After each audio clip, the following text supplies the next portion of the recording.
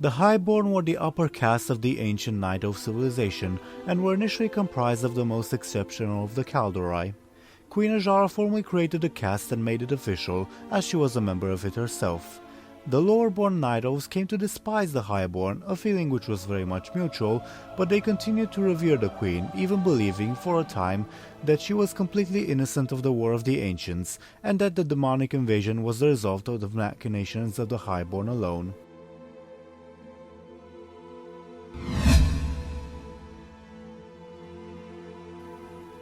The leader of the Highborne during the War of the Ancients was Xavius, who became a direct follower of Sargeras.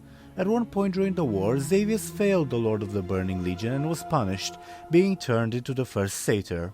The transformation, while painful, did grant Xavius great powers, however, and he offered to turn other willing Highborne into satyrs as well. Eventually, Xavius was defeated by Malfurion Stormrage and came to lead the Emerald Nightmare, presumably under the orders of the old god N'Zoth.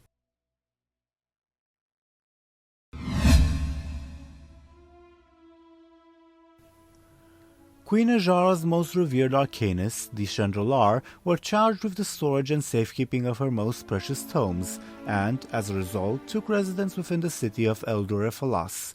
They did not actively participate during the War of the Ancients, although it is said that they fended off the Legion with the aid of the ancient Goldrin and subsequently managed to save their city from the Sundering. Afterwards, however, many of them began feeling the effects of the loss of the Well of Eternity. Their leader, Prince Thorfeldrin, secretly summoned a massive demon known as Immol'thar, and the Shen'dralar began siphoning its energies in order to survive. Over time, however, the demon began providing less and less energy, and as a result, the prince began sacrificing his own people in order to maintain his source of power. Eventually, the prince was killed by adventurers, and the remaining Shen'dralar began negotiations to rejoin Night Elf society.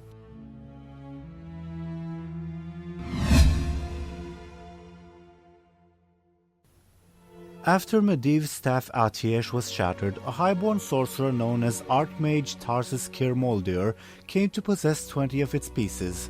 Soon afterwards, however, Kel'thuzad's minions stole those pieces, and the Lich came close to owning the complete staff, missing only its base. Tarsus eventually traveled to Naxxramas in order to reclaim the staff, only to be mortally wounded.